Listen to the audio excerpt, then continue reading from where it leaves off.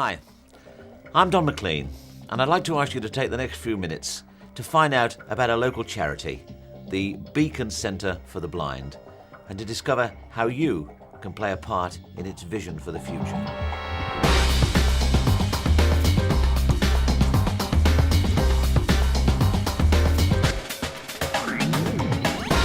The centre has been providing for the needs of blind and partially sighted people in Wolverhampton and the Black Country for over 130 years, and has become a vital and much relied upon source of support for both the people it cares for and for their relatives.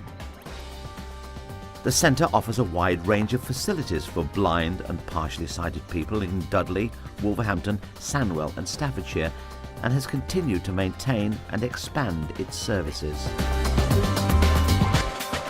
Although visual impairment tends to be associated with people from 50 onwards, there are obviously many young people who also suffer from sight loss. Every Wednesday evening there's a youth club that's attended by children from the ages of 4 to 16. Mostly I enjoy playing on the piano and I like going on the bouncy castle. In the UK today, over one person in every 60 is registered as blind or partially sighted. Government figures estimate that this is likely to grow by 35% over the next 15 years.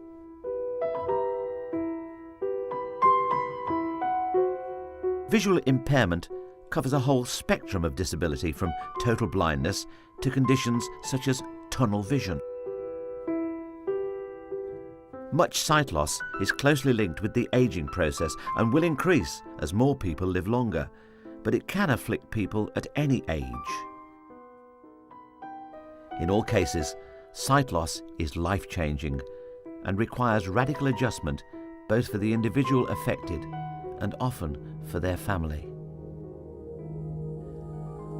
Although the Beacon Centre is renowned for its care and dedication to the community, the actual fabric of the buildings is over 43 years old, and many of the facilities are not capable of meeting the challenges posed by the predicted growth of visual impairment in the Midlands.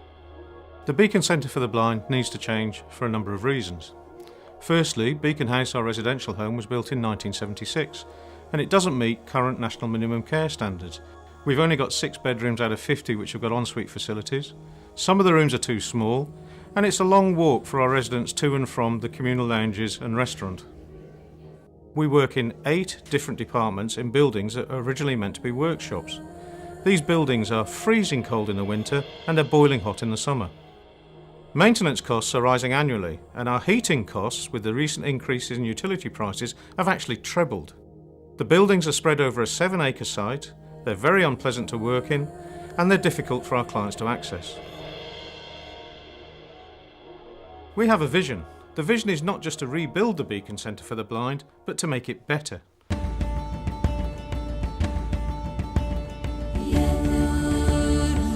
We want to provide a facility that is suitable for future generations of blind and partially sighted people. We don't just want to re-provide our existing services, we want to put in new services that people have asked us for. A gym with trained staff, a spa pool, and an IT suite where blind and partially sighted people can learn computer skills, which will help them to job search, communicate via email, surf the internet, and perhaps even be able to do their own supermarket shopping. We also want a corner shop, right here on the site, selling all the daily essentials.